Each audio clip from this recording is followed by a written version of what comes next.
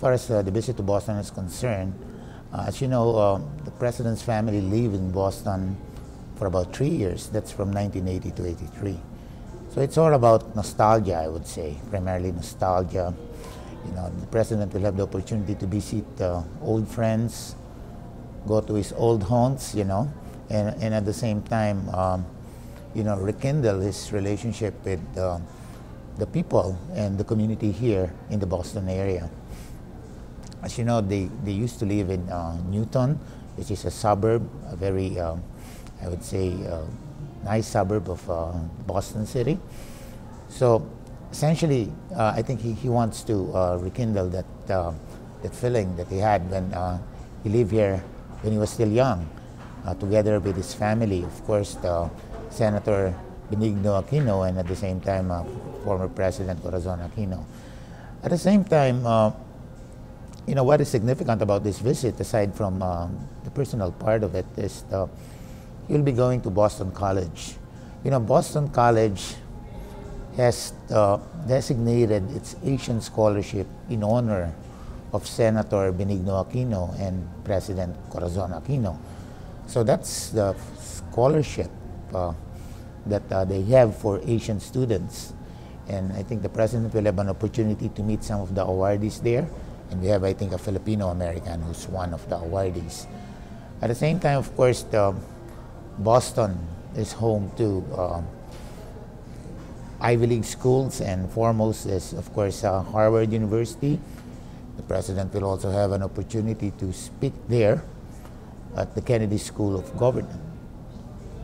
So it's all about, I would say, nostalgia, and at the same time revisiting his past. Not only the Filipino community here in Boston, but in the whole state of Massachusetts, and some of them are from other parts of New England, like New Hampshire, Maine, Rhode Island, and even Connecticut. You know, I think particularly the first generation of the Filipino community here, those who arrived earlier here in New England, they remember the times when I think the father of the president was here, and also the mother. I think they recall it very fondly, and I think for them it's like a homecoming of a son back to Boston. So I think they're really awaiting the president eagerly here. Well, I'll be guided, of course, by the 3 pillars of foreign policy. But I'd like to focus on the third. The first, of course, relates to national security. The second, of course, is to invigorate, of course, the economic relations of the Philippines with the host country, which is the United States, more to economic diplomacy. And the third is, of course, the assistance to our nationals. Well, what we've been doing so far is we're bringing our consular services to the communities. So every year we have at least 12 what we call consular outreach. Instead of you know, the applicants going all the way to New York, I cover 10 states, we would go to their states and provide consular services. And at the same time, we're trying to entice many of our kababayans to also avail of dual citizenship, because particularly those who are natural born, definitely they're qualified. And at the same time, register for the overseas voting.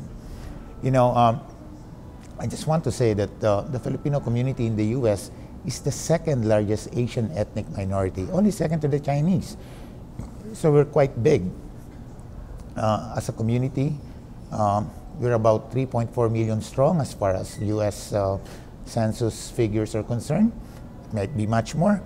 So in other words, policymakers, state and local officials are noticing, are becoming aware of the presence of Filipinos in their respective states and jurisdictions.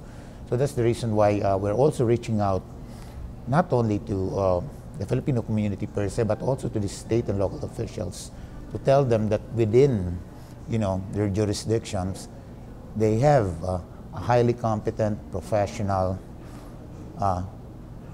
community of Filipinos who would be very good citizens and are an assets, of course, to their communities. Una sa lahat, matagal na rin nang huling bumisita si Presidente rito in 2011. So, ngayong 2014, sa magandang mga balita na naririnig nila sa Pilipinas, nababasa, at saka isa pa, dahil ang Pilipino rito sa Amerika as of 2014 is considered the second largest Asian ethnic minority. Nakikilala na ang mga Pilipino rito sa mga opisyales, sa estado, sa state, sa mga syudad, sa mga municipal, sa mga bayan, no? Napaka-importante na makita rin ng mga Amerikano na pumupunta rito ang presidente ng Pilipinas para lahat ho tayo ay magbubuklod-buklod, no? Para sa kabutihan ng bayan.